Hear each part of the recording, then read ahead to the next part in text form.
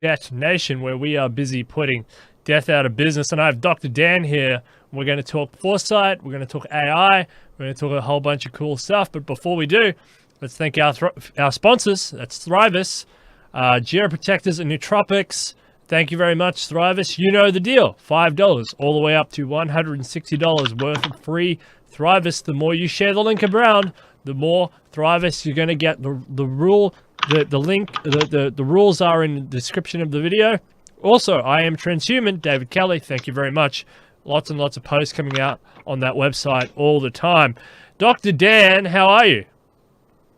Oh, I'm doing good, Steele. It's good to be on the show again. We love you, Dr. Dan. It's really good to see you. Yeah, it's really good to see you here on the show. So we're going to talk AI. But before we do, we got to say congratulations. You've won the 2020 Foresight Fellow in AI at the Foresight Institute. Congratulations. Yeah, thank you. I mean, this is it's quite an honor. I've been a big fan of and admirer of the Foresight Institute, so I'm really looking forward to being a little more involved through this fellowship. Fantastic. And for the viewers that don't know, and for people who may not know, what is Foresight Institute? Well, so the Foresight Institute was founded back in 1986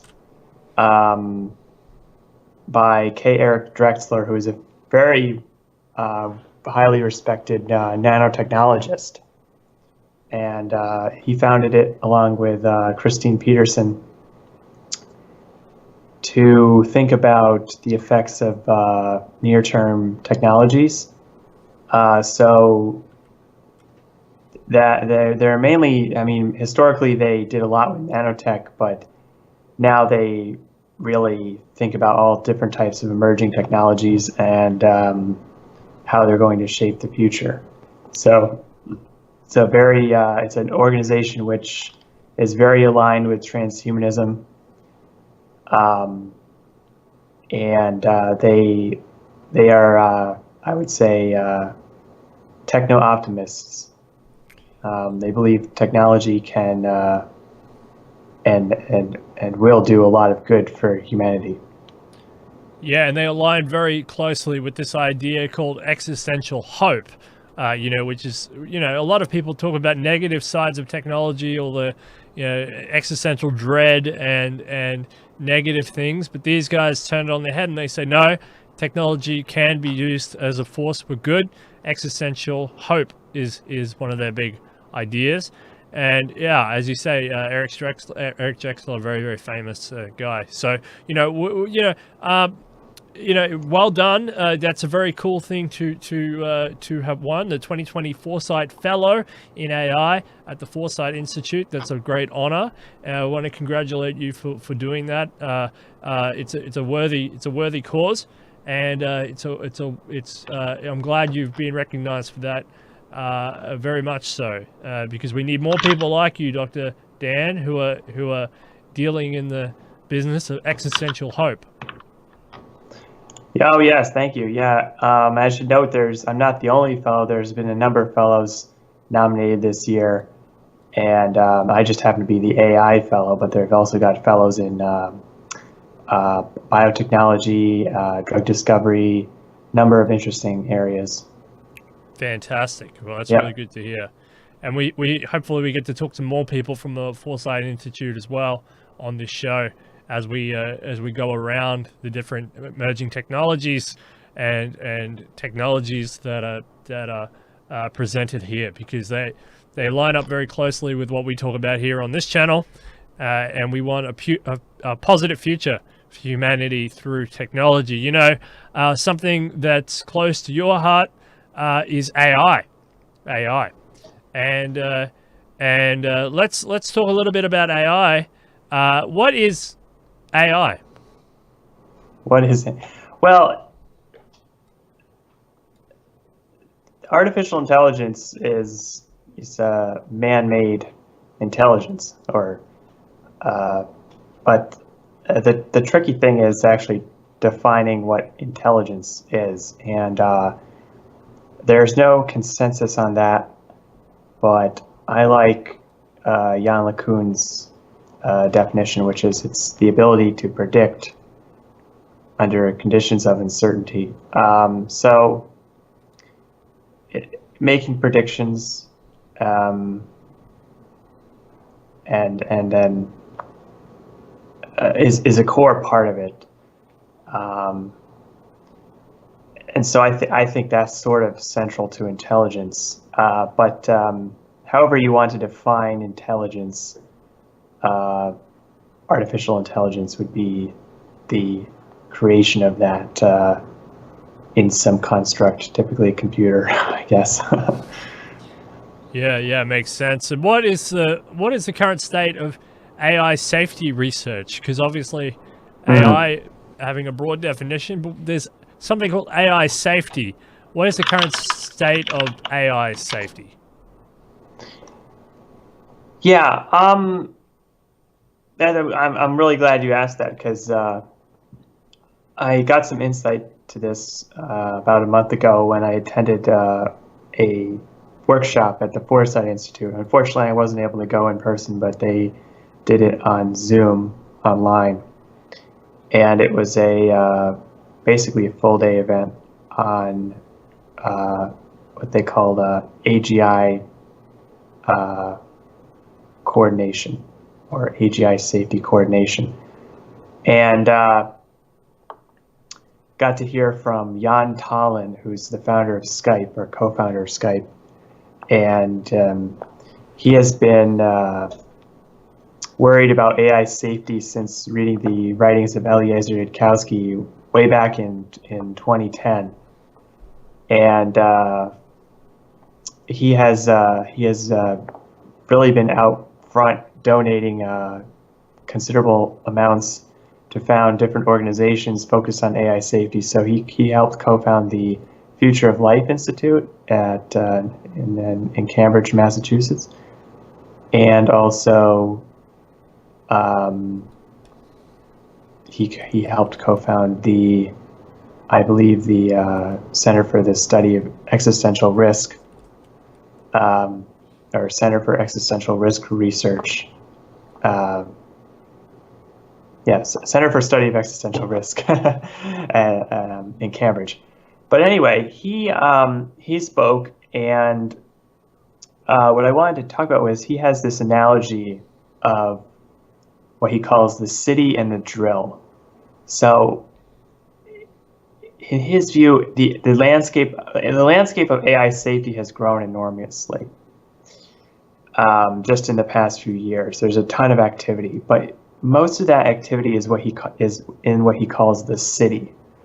So the activity in the city is this highly visible stuff, which you see a lot of press releases about, like the formation of ethics panels or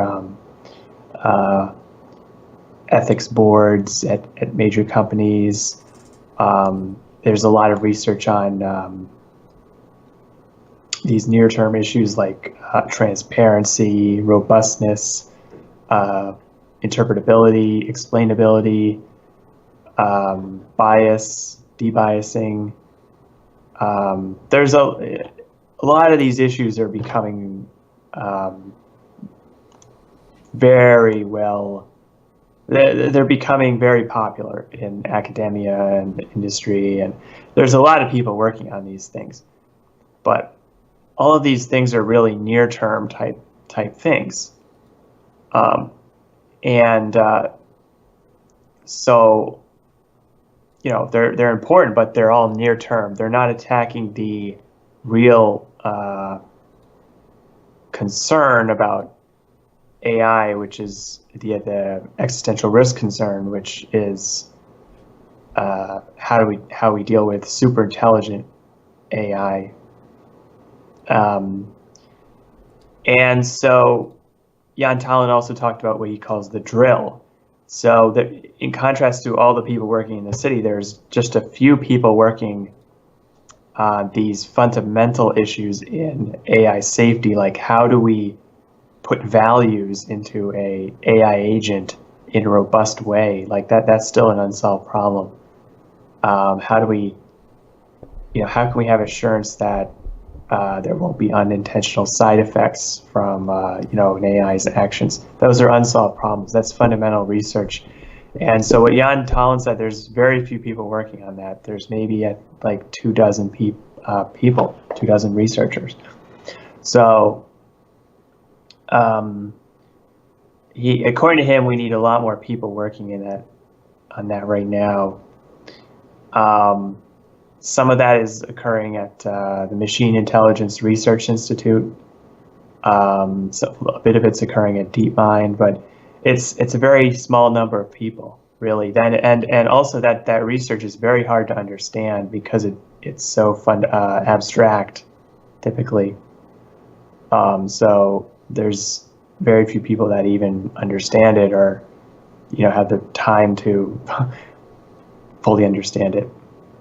So we need more people working on that. And I'm just thankful we have people like Jan Tallinn that are willing to fund this type of research because, it's not really clear if industry is going to fund it or if defense departments are going to fund this type of fundamental work. So this idea is really interesting, the drill and the city. So the city is up here, the drill is going deeper and deeper and deeper. So there's a lot of people living in the city and babbling amongst themselves on topics that they think are relevant. They think that they understand where the direction of the drill and how deep it's gone, but there's only a few people who are on quote unquote the tip of the drill, right? There's only a few people who are really pushing the progress in a fundamental way. And they're changing the rules of the game. And so by the time the information surfaces to the city and the people start babbling about the implications of AI and the ethics of AI and all the different topics that you hear in the popular press and amongst different researchers, the game has already changed and it's already got different way down deep. And so are you saying that, was this saying, this city and the drill, is it saying that we need more researchers at the tip of the drill, or do we need, what do we need down there? Do we need a... Yeah, and I took extensive notes on this session, and another part of it was, we need more, in addition to needing more people working at the tip of the drill, we need sort of intermediaries as well. Right. That can kind of explain to us like what efforts at the tip are the most useful, because this research is often very technical. It's hard for a layman to understand, and it's hard for donors to understand. So there has to be trusted intermediaries as well that can inform donors and tell them like, hey, this is the research that's really looks promising. And so that was something else he talked about. So the donors could be anyone from private to Google to governments, right? Mm-hmm. And if nobody really understands what they're funding, that leads to some concerns about AI safety, which is what this whole convention, like this whole the companies are mainly funding near-term stuff, which is great. And some of this near-term AI safety research may actually eventually be useful for the long-term existential risk mitigation. But we also need a lot of people working directly on the problem of existential risk from superintelligent AI. So that's where I haven't seen companies being as willing to really step up. I think there is a little bit going on at DeepMind, but companies mostly are working on these near-term things. And so, yes, we would need, for this type of fundamental research that Jan Tallinn's pushing, we would primarily be needing private donations. So you're talking about AI safety.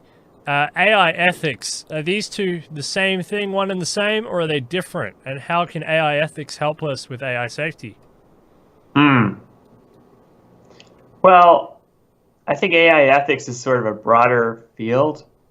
It doesn't necessarily have to deal with um, just safety. It can deal with, actual, like, the fuller ethical framework. Um, so, AI safety is mainly about, making sure that AI agents respect human values, that they, ideally have human values, and that there's no unintentional side effects, things like that. There's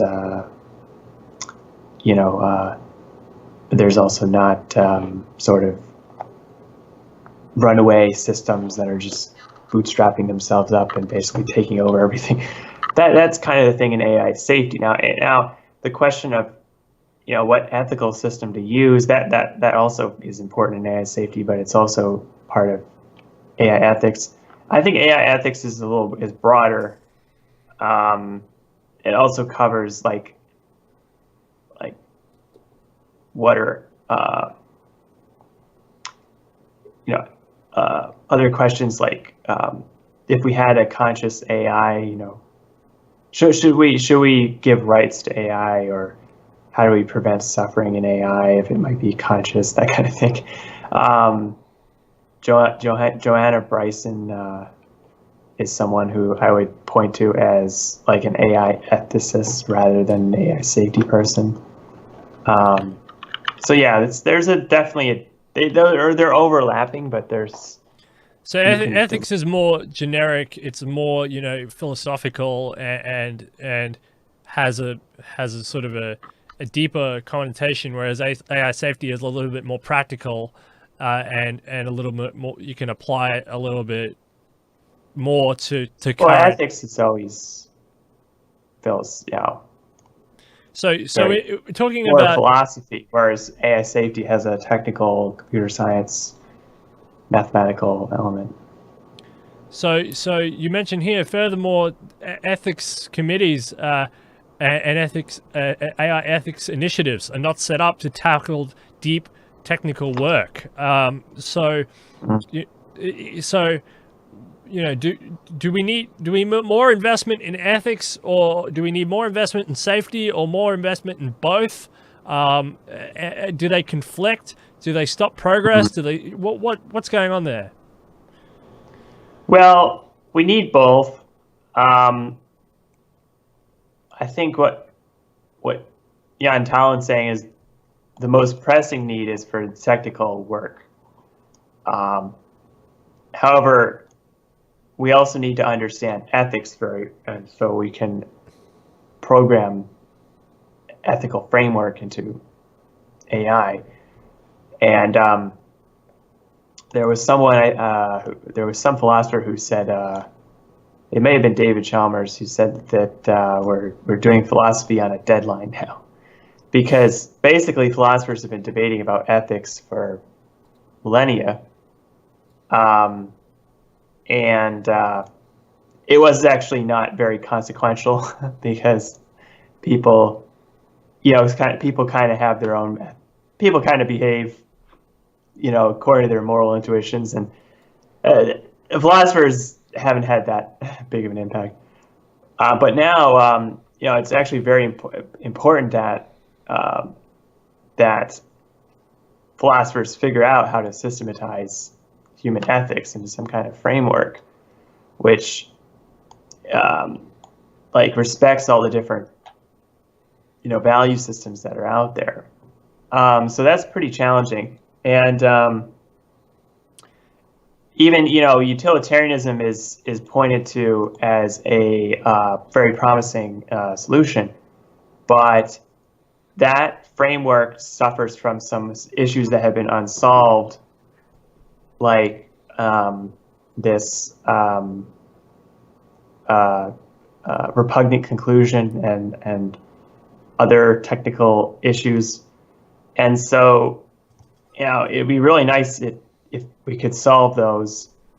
And there's a lot of work to be done, really, in improving ethics. We need to do it now to be able to.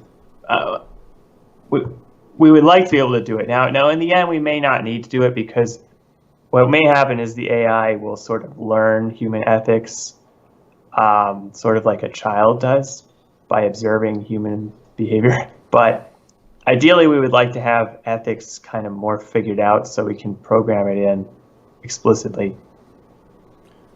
Yeah, do you think that the ethicists are living in the city, or are they intermediaries, or are they down on the drill tip? Because, where do they live in this spectrum? Most of them would be in the city, I think. Now, so for instance, Johanna Bryson, who has talked a lot about robot rights and how to have ethical driverless cars and stuff like that. She's doing great work, but she would be kind of in the city because she's not really attacking the value alignment problem in super intelligent AGI or AI.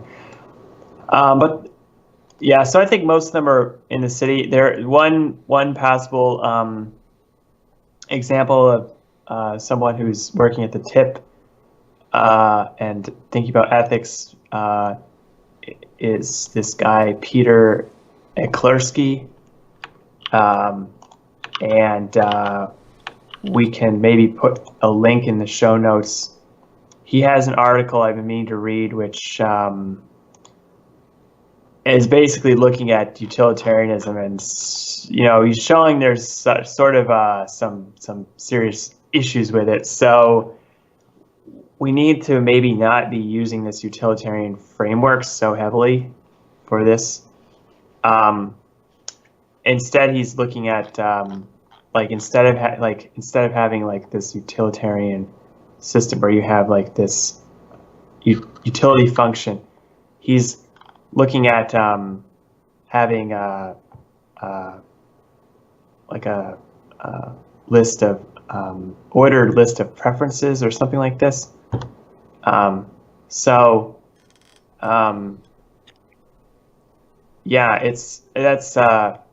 He's doing some really interesting work. I'm hoping to read it soon.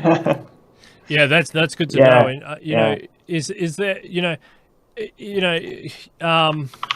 with these ethicists, I mean, are they getting the correct information from the drill tip to the city? Is the correct information flowing up the chain, or is it too slow? I mean, is this why you're saying that, hopefully we can program into the AI some sort of learning capacity or ethics capacity, because there's this disconnect between the tip and the city?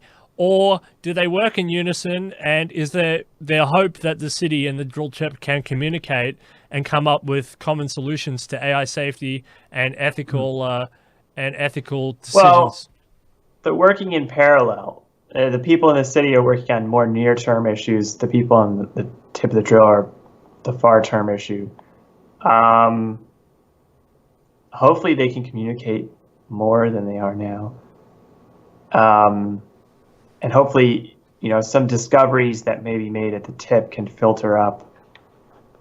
And how do we increase the communication between the city and the tip? You said we have intermediaries. Do we need AI ethics initiatives, more investment in AI ethics initiatives, or translators? Like you have human translators. I really agree with John Tallon. We need people with hard technical skills, like in mathematics, computer science, and maybe even physics. Don't want to, as these things will be embodied in hardware. Now that's a little speculative whether physics will be important, but we need people. The point is, we need people from math, computer science. there's a lot of people talking about ethics and writing white papers on ethics. That's also important, but I think the more pressing need is the computer science analysis, and mathematical analysis of these abstract agents.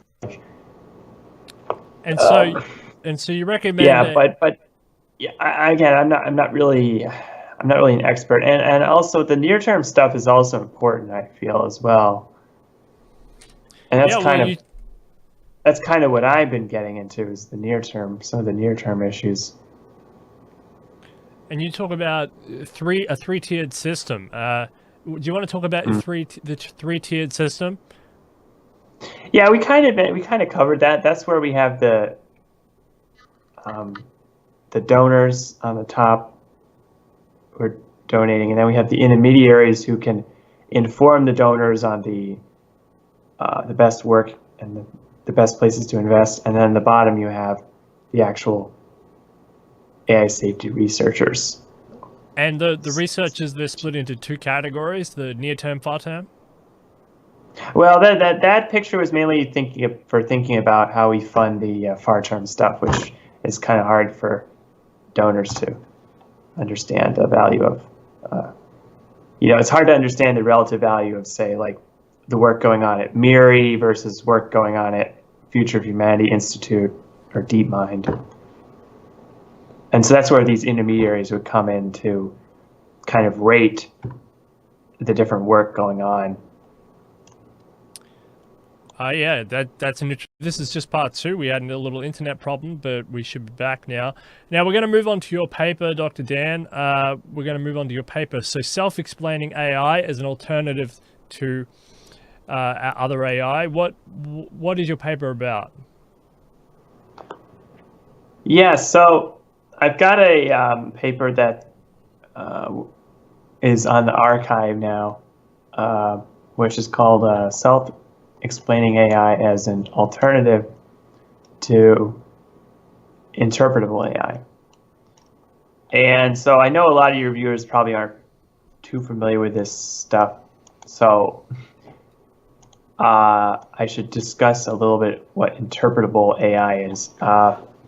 Basically, there's been a big concern about using deep neural networks for AI because it's very hard to understand why they make certain predictions or certain decisions. So a lot of people call these deep neural networks black boxes. And so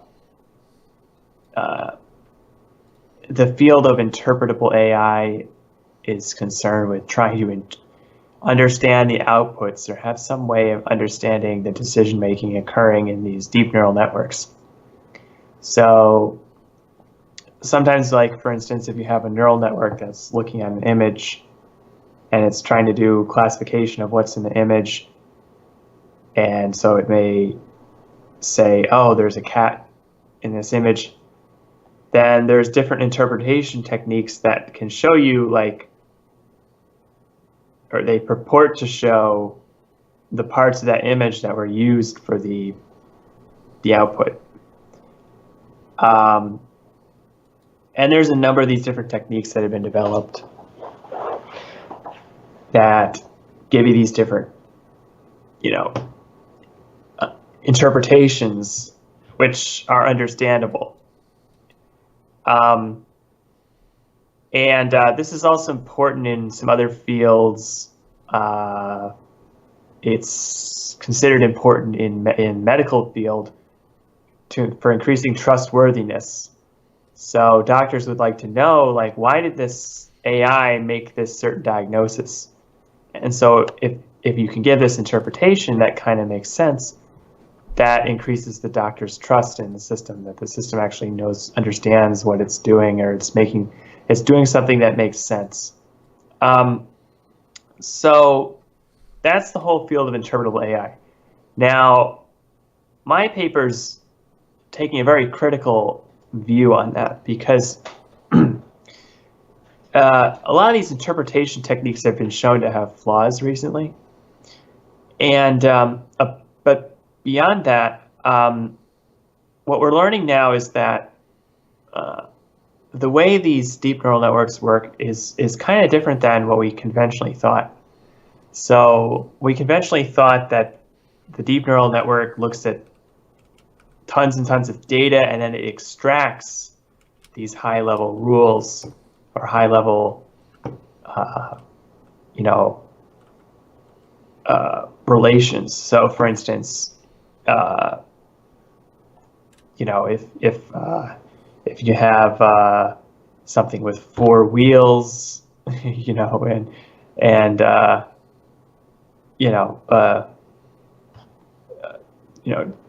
on a road or something, this car, just as one example, or for instance, in the medical domain, maybe they would extract some relation, like at some high level, like if you have a sphere deposited in the liver that has a certain texture, it's probably a tumor or something. Well, anyway, what we're learning is that that's actually not really how they work. They actually work through a much more brute force operation of just interpolation. So I'm not really sure how many of your viewers are familiar with interpolation, but interpolation is where you basically have fit a bunch of line, you fit a line so it goes directly through a bunch of data points. So this is sort of a blind process. There's actually not really any like extraction of these high level features or rules like we thought. It's more like brute force, kind of like almost memorizing all of the data. So what they found is that these deep neural nets, they're so big, they've got so many neurons, they can essentially memorize the data set. And so they can reproduce those input-output relations in the data set, like XY mappings, perfectly. And so when I talk about it in the papers, this really calls into question a lot of these ideas about interpretability. And basically what I say is I don't think that any of these methods of interpretability are really going to be useful for actually understanding the mechanism going on inside the deep neural net. So I propose this alternative, which I call self-explaining AI. And so this is where instead of having a human come in and try to like do all this interpretation, you have the AI actually give its own explanation for its behavior. And so this is not really a new idea, but it's very few people have really looked at it. So I explored this idea a bit in the paper.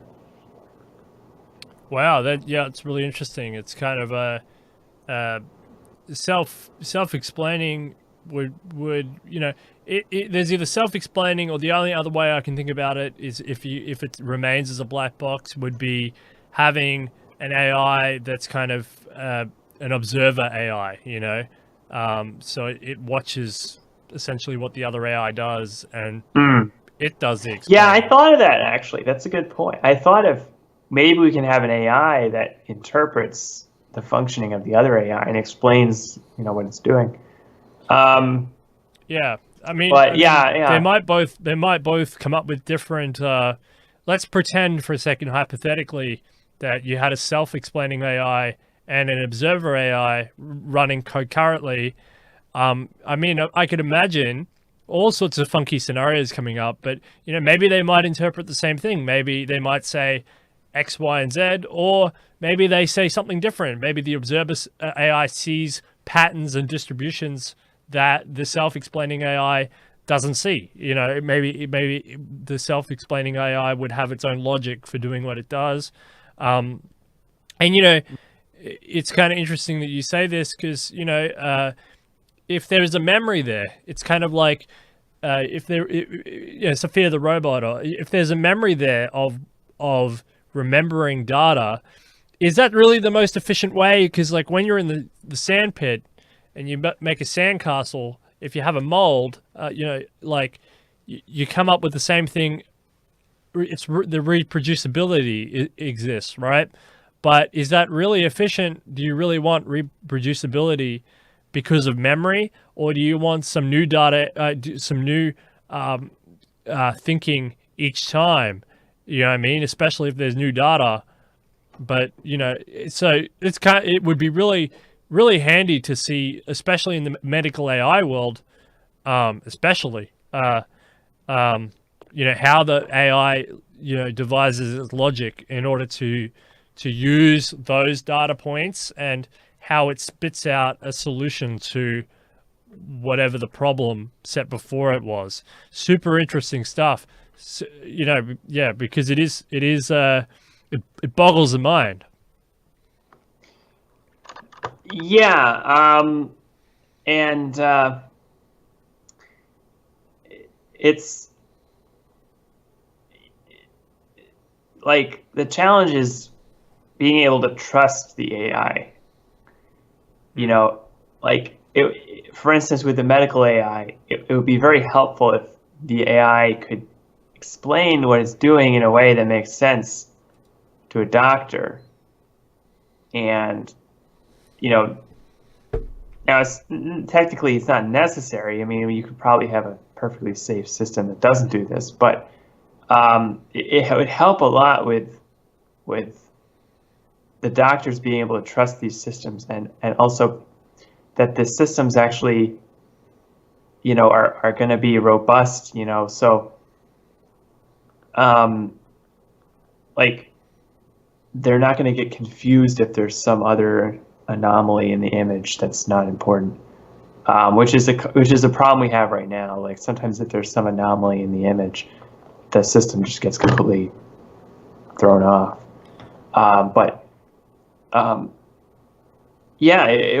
That's really why we want to do this, is for trustworthiness and to help. And theoretically, you could also discover something new from this self-explaining AI.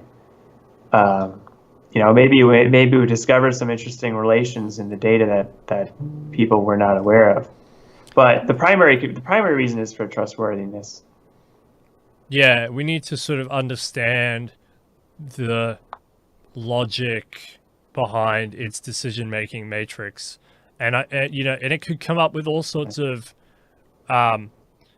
interesting reasons of why it's taking different paths to achieve different outcomes that we just we might never have thought of, and it could lead to a bunch of it could lead to discoveries that we also never thought of. We're trying to do medical imaging, and its logic is great for medical imaging, but we come up with, oh wow, this is actually really good for astronomy as well.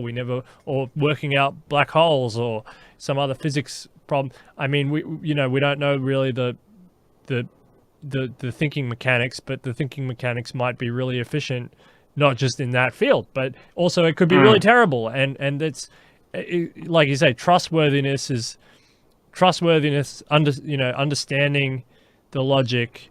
These are super important, and if we can start to unravel these, who knows what it might unbox, positive, negative, or intuitive, or anything else. It's just it's a new open field, for exploration. It's a wide open field. Yeah.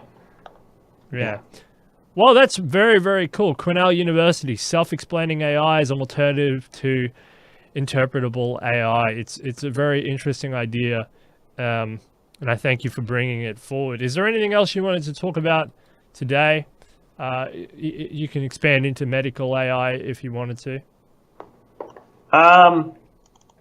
Well, I think we covered the paper pretty well.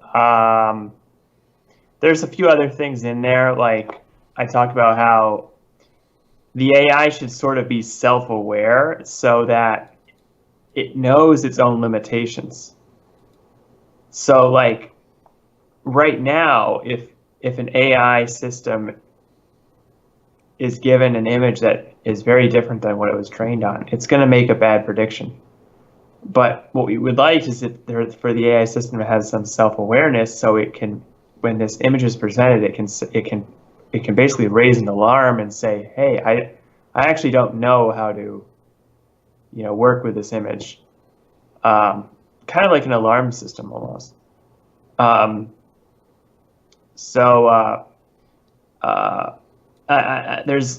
It's funny because in particular subfields of AI, such as in the chemical domain, where people are training these machine learning models for predicting drug molecules behavior, they do this sort of thing. They have something they call applicability domain analysis, which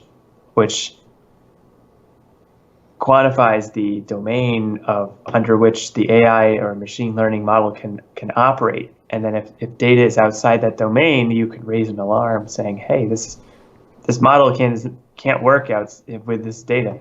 But it's funny because I've seen this done nowhere else in AI. It's not something people are doing right now, and so I argue that we need to be doing this. Well, it kind of makes sense because, at the beginning of time, you invented different tools for different reasons. You invented the plow to plow a field, and in the Bronze Age, you made different tools to make better bronze tools to have different outcomes, to build weapons or to build knives for hunting or whatever.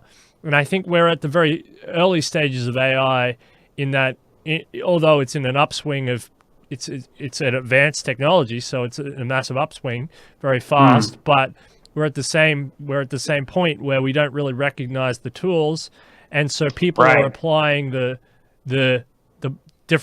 plow to try and fish. And I think people are rushing too. They've got all these deep neural nets, and they're like, "Hey, let's apply to this. Let's apply to this. Let's apply to this. Let's apply to this." And they're moving so fast, they're not spending the time to implement these safety mechanisms like this like self-aware warning system I just mentioned. Yeah, that's extra work, right? People aren't doing that. But I'm basically, in this paper, I'm saying, given what we know about how these things function, and given what we're learning, we really should be doing this. We really should have this warning system installed. Yeah. And it's actually not that hard to do. It's just people aren't doing it. Yeah, it needs to be categorized as a tool. A fishing rod is good for fishing, or a net is good for fishing, but it might not be so good for plowing a field or for making a weapon. But again, so a net can be used to trap birds. You can say, like, yes, it's exactly. You say, like, this AI system is designed to work with these certain type of medical images under these conditions, and then there's a system. There's a warning system, so that if you try to feed in a different image where we know it's probably not going to work, it raises an alarm. This is important to human health in a big way, because if you run the wrong test, and an AI doesn't pick it up, someone might be cleared for cancer and say, "You're clear," the AI said, but if they ran the wrong one, that might be a false diagnosis, and so it's not funny. Exactly. It's not a game. It could be, there's a lot of things that can throw off these systems right now. Like if there's like I mentioned before, if there's some anomaly in the image, like even something as simple like as an implant in the body, I personally have observed that can throw off some of these deep learning systems. Or if your scanner, you change some parameters on your scanner so the images look slightly different, that could be enough to throw it off. So we need these warning systems. We need this kind of warning system. Yeah, The absolutely. technical name is applicability domain analysis, but essentially it's a warning system. Applicability, yeah, well, it makes sense. What, yeah, it makes total sense. Well, that's really interesting. That's really, really good. I want to, is there anything else you want us to talk about? I kind of just wanted to throw these ideas out there, and trying to just spread these ideas, get my paper out there. I'd really appreciate feedback on my paper, because it's still a work in progress. All right, And cool. yeah, We'll leave that. We'll leave that in the description and the link. and And Dr. Dan. A lot of the people from the Transhumanist Party know who Dr. Dan is. Message Dr. Dan and give him some feedback. That'd be appreciated. oh, and one other thing is for the U.S. Transhumanist Party viewers, we have a Discord now. So there's a lot of chat and activity going on in that Discord. So feel free to message me if you'd like an invite. We can probably we could put an invite in the show notes maybe as well. We're trying to get more transhumanists into the Discord. All right, that's really good. All right, well, thank you very much, Dr. Dan. I'll merge these two shows together, make it in one super show, one normal show. Sorry about the internet connection problem, and well done with the Foresight Institute. Your advance over there. It's very, very exciting, and we're very happy for you. And thank you for sharing your paper. I think the paper is there's some really interesting ideas in there. AI is a new area, but it's moving really fast. The tip of the drill is moving very fast. I love the analogy. It's a great analogy. So thank you very much, Dr. Dan. All right, thanks, Steele. Keep up the good Look work. after yourself in the COVID-19 idea, and don't go insane, self-isolating. Just Oh, yeah, I'm trying not to. Yeah. All right. Thank you very much, Dr. Dan. All right. All right, that's Detonation. Thanks everyone for watching the show. We'll see you all next time.